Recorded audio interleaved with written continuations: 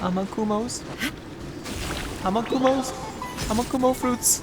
I need Amakumo. Oh. Hello. Inazuma shines eternal! There is no escape! To oblivion!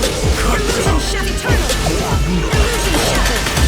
Hello, Dragonfly Swarm. Everyone and their mother is pulling for Raiden Shogun, and for good reason. She's the newest character added to the Genshin Impact roster, being a 5-star Electro polearm user and an Archon no less. The good thing is that she's an extremely powerful sub-DPS / battery who even steals the spotlight as a burst DPS whenever she pulls out her Muso no Hitotachi, and beyond that, given the vast complexities of her kit, there are a bunch of viable ways to build her. I pulled her initially on the first day, and since I really didn't main or even play many polearm users prior, I had but one option.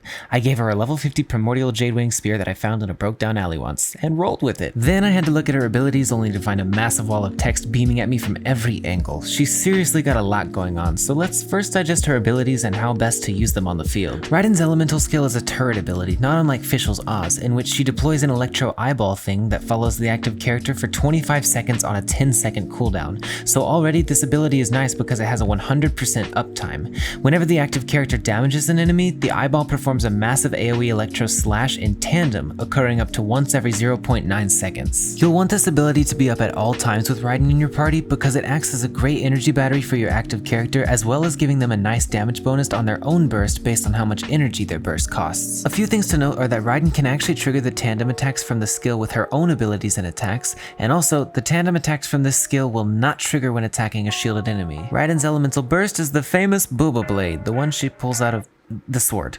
Raiden's burst gives off a huge initial electro slash followed by 7 seconds of unoverridable electro damage attacks with massively enhanced damage based on a couple of factors. You see, as your team uses their bursts and generate energy, this all charges Raiden's burst passive with something called resolve. The more you charge this resolve, the stronger Raiden's next burst will be, both the initial slash and your attacks during her 7-second electro period. A couple things to note about her burst are that you can actually restore flat energy to your entire team by attacking enemies during her burst once every second up to 5 times in a single burst. All of your normal charged and plunging attacks during her burst count as burst damage, which is a really important detail that I'll elaborate on shortly. So with these abilities, Raiden is generally best used as a sub DPS / battery that enables constant and fast rotations, becoming a full-on burst DPS that deals massive damage upon swapping her onto the field. And with the use of her second passive, which allows her a huge electro damage bonus based on her energy recharge, there becomes a big question as to how you should build her in the first place. So let's dive into the best artifact sets and stats to use on her.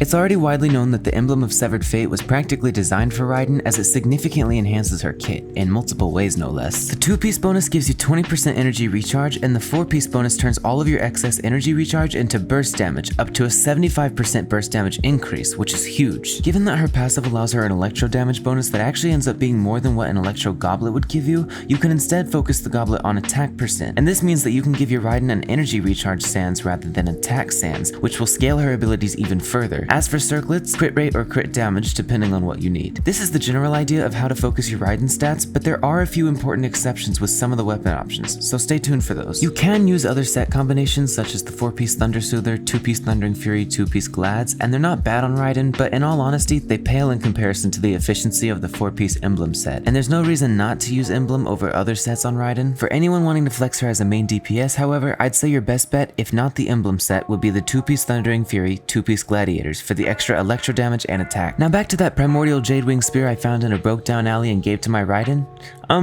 It actually was quite informative, no joke. You see, given Raiden's innate stat scaling based on her energy recharge, she can actually get away with using a lot of different weapons and still maintaining a high damage output overall. It's just that depending on the weapon, you'll have to focus your artifact stats in different areas to compensate. If you're a free-to-play player, your very best option for Raiden is the new obtainable polearm, the Catch. But the catch is that it's locked behind fishing, and who in their right mind would sit around fishing for fish when they could do literally anything else with their time? I hate fishing. But if you're willing to, the Catch is an amazing weapon that on Raiden actually outperforms the vast majority of other polearms in damage output, yes, even the 5-star ones. With its energy recharge substat, the Catch is one of a couple weapons that allow Raiden to use an attack goblet rather than an electro damage goblet because of the scaling passive that increases her electro damage based on her energy recharge. And in fact, at high refinement, you can even skimp out on extra crit rate given its passive ability, which gives Raiden a 12% crit rate bonus to her entire burst. You can also use the Favonius Lance as a substitute for the Catch if you have some lying around in your inventory, and it works decently well since it also also has the energy recharge substat. In terms of 5-star polearms, it gets a bit interesting. On the topic of my Jade Spear, it's actually a pretty good weapon on Raiden, but it forces you to focus your stats in different areas. With this weapon, you'll actually be better off running an Electro Goblet since it doesn't give you extra energy recharge, but it does give you an extremely high base attack and a huge crit rate boost, allowing you to dish out your damage in critical hits rather than raw burst damage. As for her number 2 best weapon, Skyward Spine is an amazing substitute if you've already got one lying around and can't pull for her signature weapon. Not only does it give a massive energy recharge boost, allowing you to use an attack goblet, it also gives a nice 8% crit rate boost and an attack speed boost. With its high base attack and near perfect synergy with Raiden's kit, it's one of only 2 5-star polearms that consistently outperforms the catch and damage output on Raiden. And then obviously her best in slot is the Engulfing Lightning for its high base attack, energy recharge substat, and its passive, which grants an attack bonus for 28% of all of your excess energy recharge, as well as granting 30% energy recharge for 12 seconds upon using her burst. This weapon was tailor-made for Raiden and turns her into an absolute monster of a burst DPS who will likely be used to showcase huge numbers on YouTube, TikTok, and wherever else. Overall, in terms of weapons, if it has an energy recharge substat, build an attack goblet. If it doesn't, build an electro goblet. Also, I failed to mention this, but Deathmatch has a decent polearm on her as well. It's basically just the 4-star Jade Spear. In terms of team synergy, Raiden works best as an enabler for niche characters such as Eula, Yoimiya, Child, etc., but she can also flex into rotation comps as well, so let's discuss. Eula works amazingly with Raiden for a number of reasons. Firstly, the superconduct reaction is a dream for Eula and enables her physical damage output to be much higher than usual, and Raiden has a 100% uptime AoE electro turret, so yeah. But beyond that, since Eula's burst costs a high 80 energy, she makes great use of the passive on Raiden's elemental skill, which increases the active character's burst damage based on how much energy their burst costs. In Eula's case, at 80 energy, it's a 21.6% burst damage bonus when Raiden's skill is at level 6, which is a huge bonus. And once Eula's burst is down, you can swap to Raiden and use her burst to keep the damage output flowing, as well as recharge Eula's burst in the process. In all honesty, it's pretty much a flawless duo with no drawbacks. And you can pair these two with Diona and Kazuha to help with utilities such as shields, heals, and crowd control, while your Eula and Raiden absolutely fold everybody. If you don't have Kazuha, Sucrose works just as well. Another of Raiden's nice duos, albeit an unexpected one, is with Yoimiya. For the same reasons Beto and Fischl are really nice with Yoimiya, Raiden allows for a lot of needed AoE damage as well as team rotation. But funny enough, a Yoimiya team almost supports Raiden more than it does a Yoimiya. Given that Yoimiya's burst is supportive, using her burst with a Bennett burst and then say a Xiangling burst allows Raiden to quickly charge her resolve and use her burst while inside Bennett's ring, massively increasing her own damage while she's on field. And once off the field again, she can support Yoimiya's damage and AoE with her skill. You can replace Xiangling with really any shield character. His purpose in this comp is simply to be a shield bot so that Yoimiya and Raiden can safely dish out their damage. A few other teams worth mentioning for Raiden are teams involving Child, given their nice synergy together,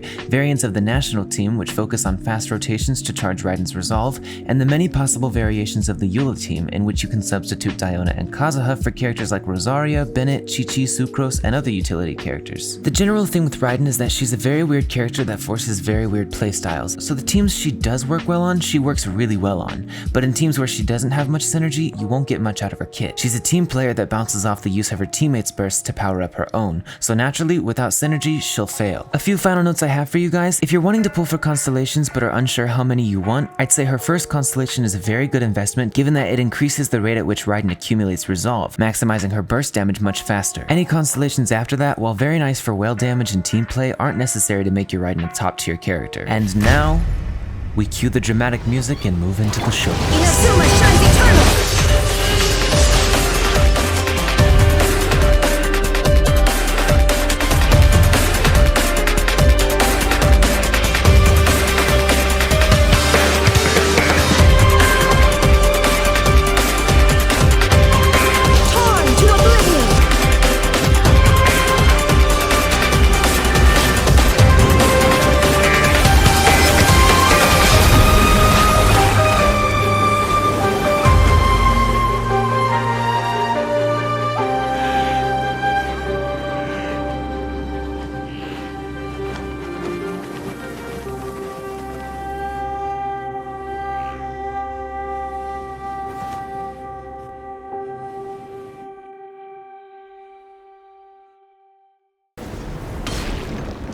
Nice.